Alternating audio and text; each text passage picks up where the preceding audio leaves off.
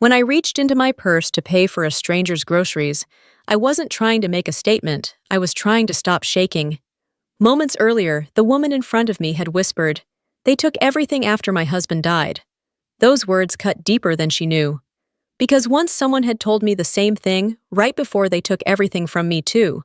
So I handed over the $150, my heart pounding, and gave her the red scarf around my neck. She thanked me with eyes that looked too familiar. Eyes that had once judged me from across a dinner table. My name is Jovie Hartman, and I had no idea who she really was. The email came just as I finished a 12-hour shift, my hands still smelling faintly of antiseptic. The subject line froze me where I stood, formal dinner, attendance required. No greeting, no RSVP, no warmth, just a command. Elliot appeared behind me before I could even process it. He read the line over my shoulder and sighed like a man about to watch a slow-motion car crash. "Don't be late," he said quietly. "She'll take it as an insult. And don't mention the hospital. My mother thinks charity is what people cling to when they've failed at everything else." I laughed, the kind of brittle laugh people use to cover the sting. "So what should I say, that I heal people for profit?"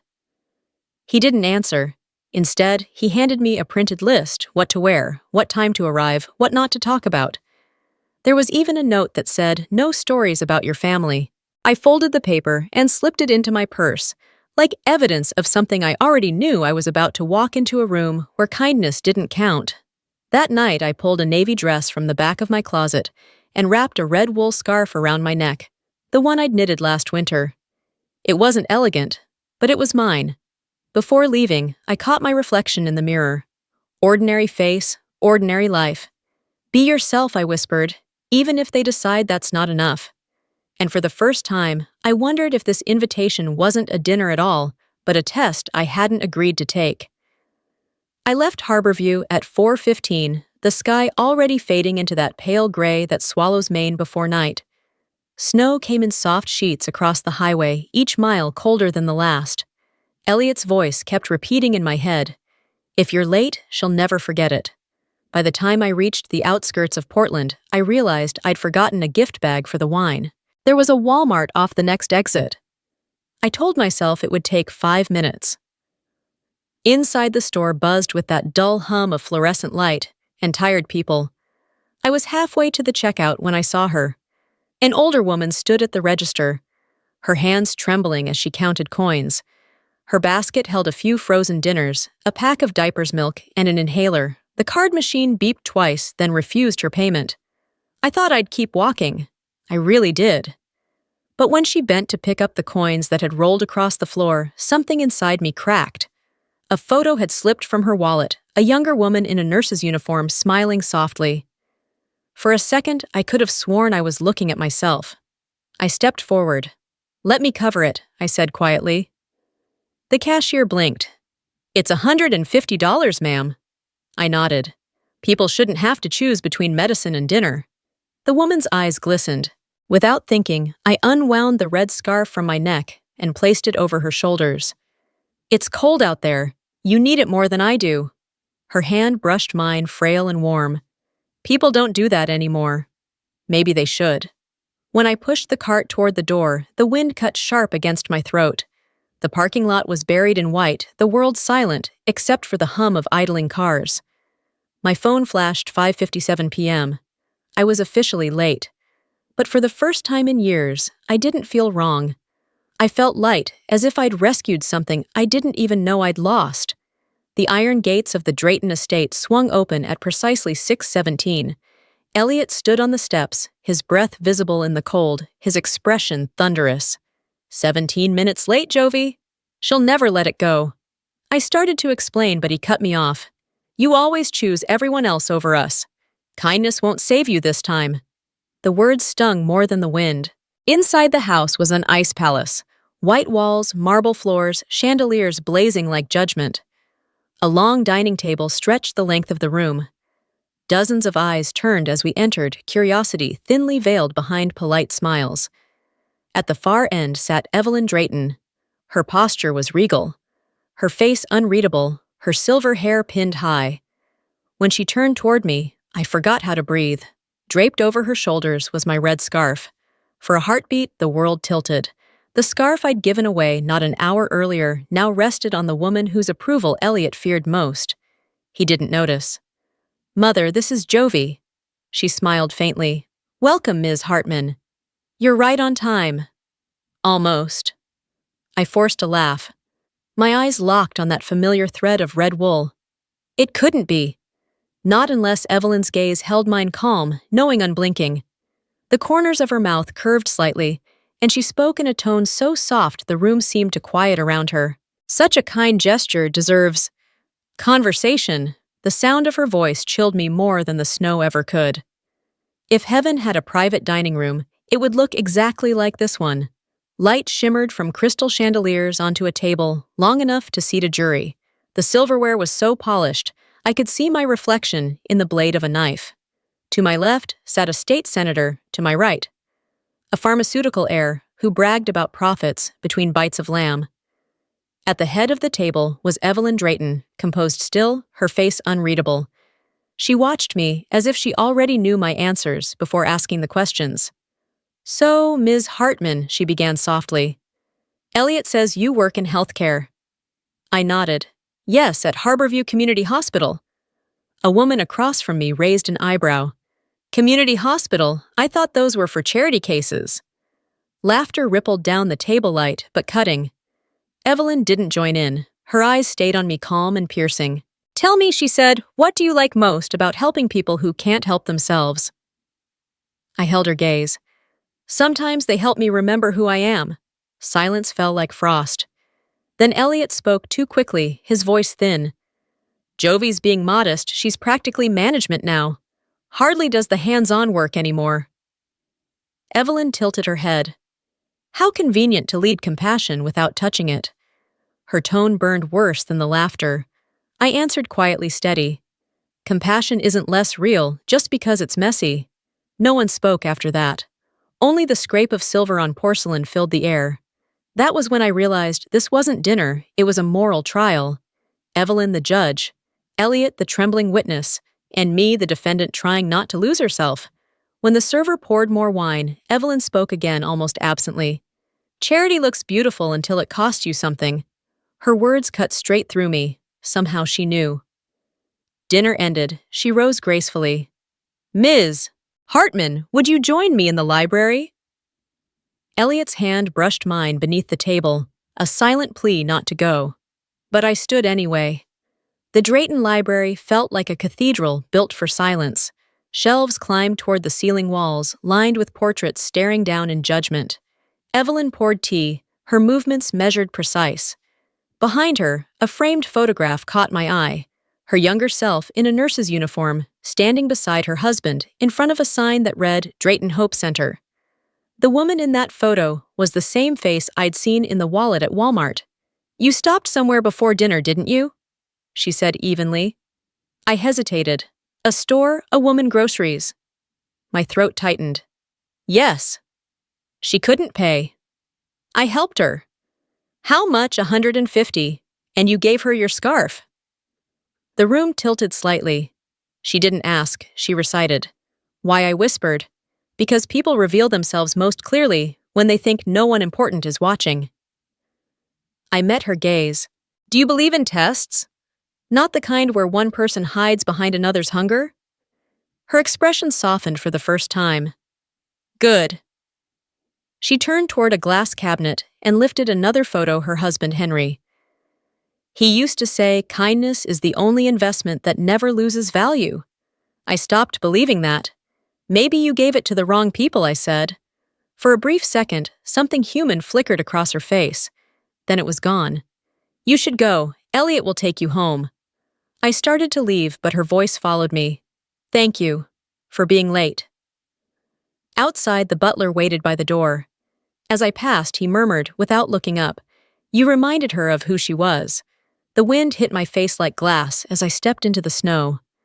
I realized she knew everything, and this test was far from over. 3 days after the dinner, Maine was locked in ice. In the hospital break room, I scrolled absently through my phone until the headline stopped me cold. Evelyn Drayton, spotted at Walmart, billionaire, buys groceries herself. Below, it was a blurry photo, a woman in a gray coat, red scarf, her face half turned away. My stomach twisted. No one noticed the figure beside me. Coworkers laughed. Jovie, can you imagine the richest woman in Portland at Walmart? Guess even billionaires need discounts. I forced a smile, my pulse climbing. They had no idea. That afternoon, Elliot called. Did you see it? Mom's furious. Reporters think she staged it for publicity. She's trying to find who was next to her. Maybe she just... No, you don't understand. She hates exposure. If she finds out you were there... He didn't finish. He didn't have to. He was terrified of what his mother might see in me. When my shift ended, the front desk clerk handed me an envelope. Heavy paper, familiar handwriting. You saw me when I wanted to be invisible. Let's finish the conversation we started. ED. I read it twice, heart pounding. It wasn't a question anymore. She was the woman in Walmart. Anger burned through the fear. Why test me? Because I wasn't one of them. Because kindness was a weakness in her world. I slipped the letter into my coat pocket, whispering into the empty hallway. Fine, Mrs. Drayton. Let's finish it. Snow whipped sideways outside. This time, I didn't run from the cold. The next night, I returned to the Drayton estate. The butler led me to the parlor. Elliot was nowhere in sight. Evelyn sat by the fire, eyes softer than I remembered. You came, she said. You asked me to. Most people don't. They prefer their own version of truth. Was that really you at Walmart? Yes. Why? Because I needed to remember what decency looked like. I used to believe in it. She drew out a photo of her younger self in a nurse's uniform beside her husband.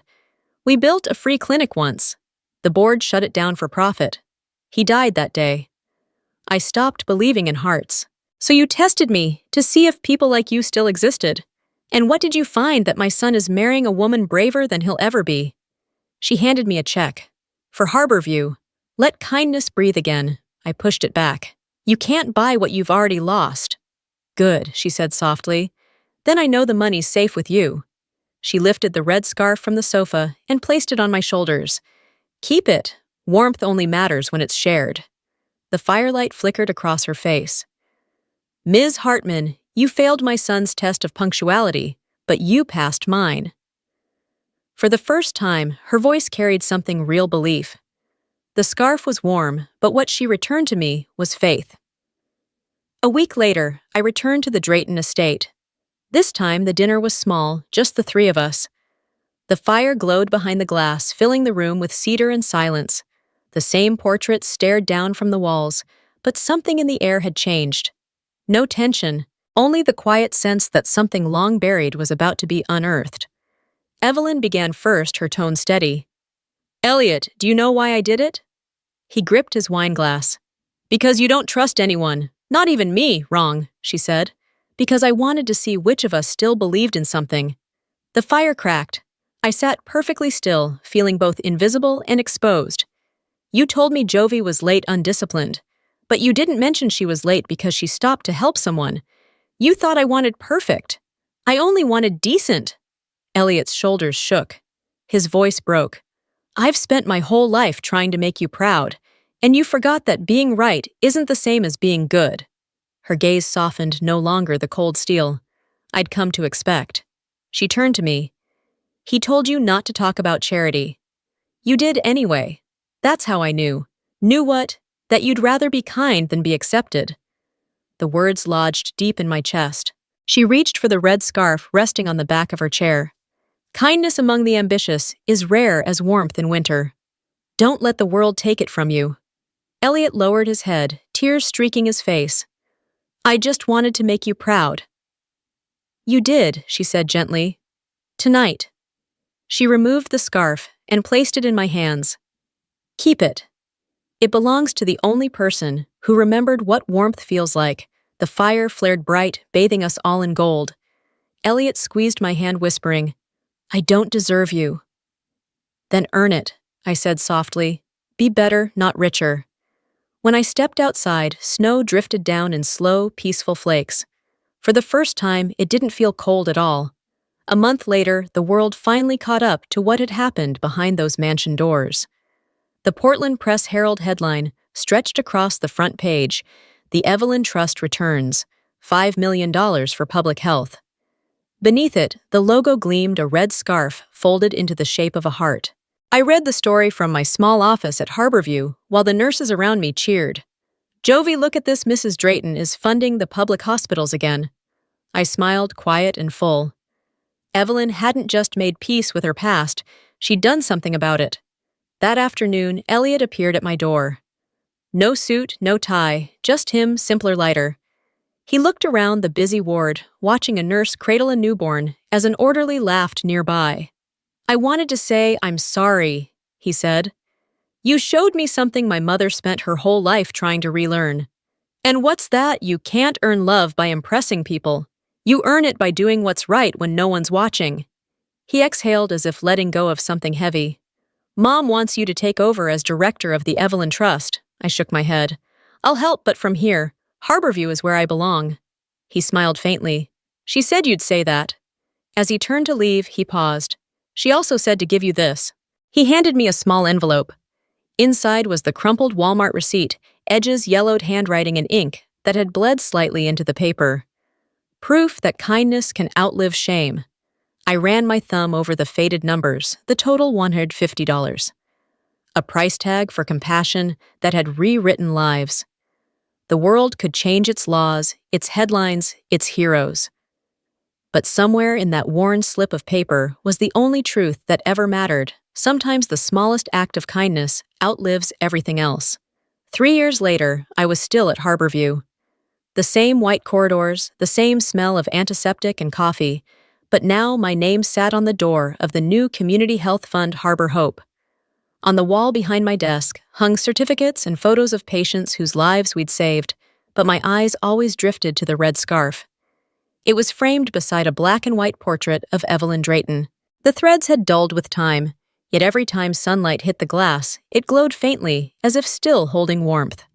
Evelyn had passed peacefully the year before. Her letter arrived 2 days later, written in that same sharp, graceful script. "Thank you for reminding me what warmth feels like. E.D." I folded it carefully and placed it beneath the frame. Outside the window, snow was falling again, soft and slow, the same kind that used to blanket the roads to Portland. A soft knock broke my thoughts. A young woman stood at the door, clutching a crumpled prescription slip, eyes red from crying. "They said my card didn't go through," she whispered. "I'll come back next week." I walked around the counter, my coat still hanging open from the cold. "It's all right," I said gently. "We'll take care of it." Her eyes widened. "People don't do that anymore." "Maybe they should." I watched her leave with medicine in hand, her steps lighter than when she'd come in. When the door closed, I turned back to my office. The scarf caught the light again, red against the pale winter wall, glowing like a heartbeat. For a long time, I stood there, feeling the quiet settle around me. The hospital hummed with the noise of ordinary kindness, the kind that never made headlines, the kind Evelyn had once forgotten existed. I touched the edge of the frame and whispered to no one in particular. Kindness only matters when it's quiet. The snow outside kept falling endless and calm. Somewhere beyond the glass, I imagined Evelyn smiling, her warmth alive, in every unseen act, in every small choice to care. And as I turned back to work, I knew the circle was complete. What began as a single quiet gesture at a Walmart checkout had become something far greater, proof that even the softest kind of goodness can outlive us all.